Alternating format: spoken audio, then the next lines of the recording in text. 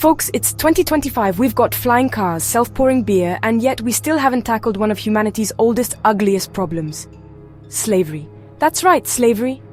It didn't disappear with the Emancipation Proclamation. It's alive and well, hiding in plain sight. Millions of people right now are trapped in forced labor and exploitation. They toil in fields, factories, and brothels, stripped of their dignity and freedom. Think about it. That fancy smartphone you're using, the clothes you're wearing, there's a good chance they were made using forced labor somewhere along the supply chain. We, as consumers, are unwittingly complicit in this system.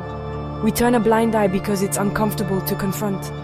But ignoring it doesn't make it go away. It's time to wake up, folks. Modern slavery thrives in the shadows. We need to shine a light on it, expose it for what it is, and demand better. From our governments, from corporations, and from ourselves. Now, who's pulling the strings in this whole mess? Well, it's not some shadowy cabal wearing robes and plotting world domination. Okay, maybe some are.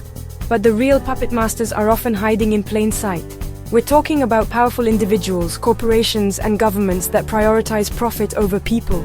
Take Elon Musk, for example. The guy's launching rockets into space, but what about the working conditions in his factories?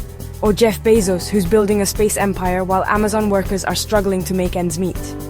These billionaires amass unimaginable wealth while exploiting workers and dodging taxes.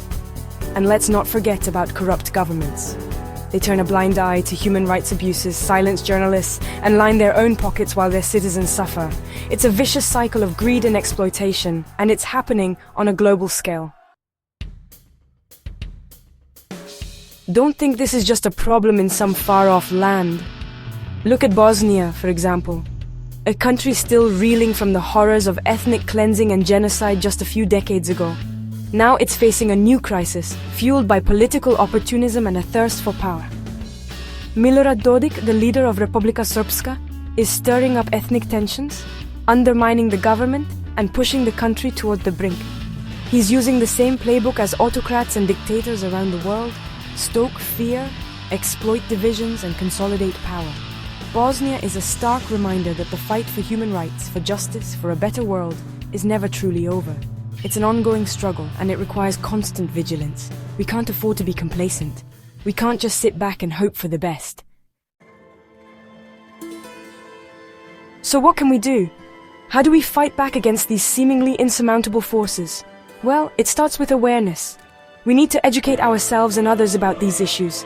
Share information, start conversations, and don't be afraid to speak out. Support organizations fighting for human rights and social justice. Vote for leaders who prioritize people over profits. Hold corporations accountable for their actions. And most importantly, never underestimate the power of your own voice. The fight for a more just and equitable world requires all of us to step up. It won't be easy.